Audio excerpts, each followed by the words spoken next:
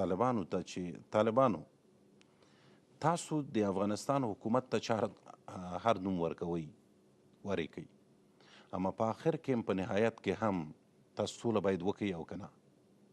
راشئ د ورور وژنه نور بس که د افغانستان د حکومت سره کښېنئ، خپل شرطونه هم پرې ومنئ، د افغانستان د اساسي قانون کې هم تغییر راولئ، بدلون راولئ، پکې تصحیح یې کوئ که کوم ځای کې ستاسو په نظر اشتباهات دي پکې. اسلامي شریعت هم تر یو حده اوس هم زموږ قوانین د اسلامي شریعت پر ضد نه دي، بلکې هیڅ قانون نشي کولی چې د افغانستان د دین چې اسلام دی د هغې پر ضد واوسي. تاسو چې کوم ځای کې بدلون راولئ بدلون راولئ، د افغانستان خلک نور مه وژنئ، راشئ د دې حکومت سره کښېنئ. بهرانیان چې دلته میشت دي ستاسو د جګړې د وجې میشت دي، تاسو جوړ شئ، امریکا ته موږ وایو چې امریکا نور ووځه د افغانستانه. هیڅ افغان ته بهرنی په افغانستان کې خوند نه ورکوي.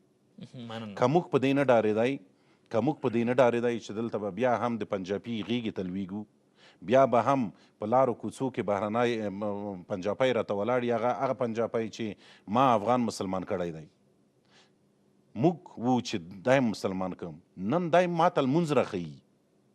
د دې علت څه دی؟ د دې علت دا دی چې موږ نه یو سره جوړ.